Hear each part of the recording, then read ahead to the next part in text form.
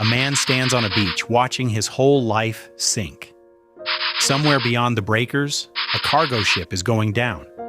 Everything he owns is inside it. The cargo was purple dye. In his world, purple was worth more than silver. It was the color of kings, pressed drop by drop from sea snails, and he had bet his entire fortune on one shipment. The sea swallowed it in minutes. Hold that image, because history is about to play a trick on this man. He is not ruined. This is the luckiest day of his life. It will simply take him 20 years to find that out. What he does next will quietly shape how millions of people, including you, deal with losing things. Start with who he was. A merchant from the island of Cyprus, about 30 years old. Careful, successful, respected. A man whose plan had always worked. One storm deleted the plan.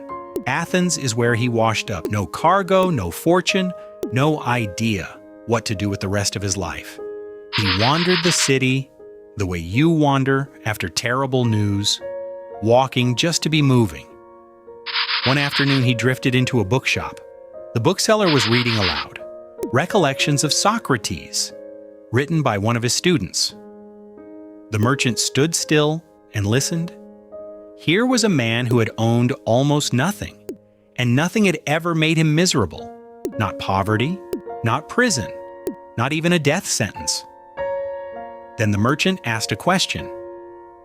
Maybe the most profitable question in the history of philosophy. Where can I find a man like that? The bookseller looked up. At that exact moment, a philosopher named Crates happened to be walking past the shop. The bookseller pointed and said, "Follow that man?" He did. Crates was a strange teacher, a cynic, a philosopher who owned one rough cloak and cared nothing for appearances. The polite, image-conscious merchant had just met his exact opposite. That was the point. His first lesson was cruel and perfect. Crates handed him a clay pot of lentil soup and told him to carry it through the crowded market. Rich men did not carry soup, so the merchant hid the pot under his cloak. Crates smashed it with his staff, and the soup ran down the merchant's legs in front of everyone. Crates laughed and asked why he was running, since nothing terrible had happened to him. The merchant never forgot it. Embarrassment is a feeling about the crowd. It is not a wound. For the next 20 years, he studied different teachers, different schools, question after question, rebuilding himself from the inside. The shipwrecked merchant slowly turned into something Athens had not seen before. Here is the strange part. When he finally opened his own school, he did not buy a building. He charged no fees and locked no gate. The famous schools of Athens taught in private gardens behind walls. He chose a porch. A public painted colonnade at the edge of the market square, open to the weather, the noise, and anyone who cared to stop and listen. That porch named the whole philosophy. In Greek, a porch is a stoa. His students were called the people of the porch, the Stoics. Philosophy had left the garden and moved into the street, free for merchants and soldiers and slaves, for anyone. Finally, the man on the beach gets his name, Zeno of Citium. The merchant who lost everything and founded Stoicism on a porch. What he taught there fits in 2 lines. First, live in agreement with nature. Stop demanding that the world be what it is not and work with reality instead of against it. Second, some things are up to us and some are not. Your judgments and your choices are yours. The storm, the market, and other people never were. A later Stoic, born a slave, would sharpen that second idea into the most useful sentence in philosophy. That story has its own sketch on this channel. Near the end of his life, Zeno made a joke about the storm. The biographer Diogenes Laertius saved it in his Lives of the Philosophers. "I made a prosperous voyage," he said, "when I suffered shipwreck." Read that sentence again.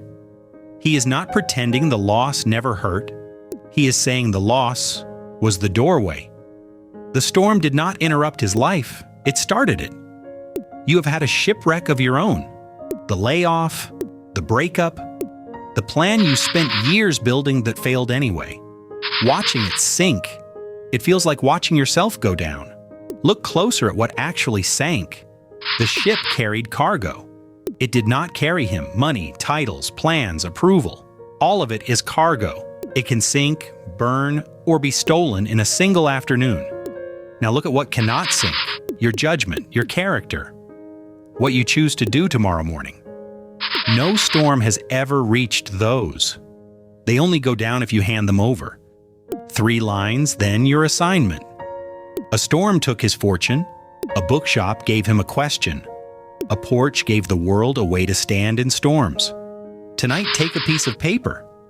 Write down the last thing you lost: the job, the person, the plan.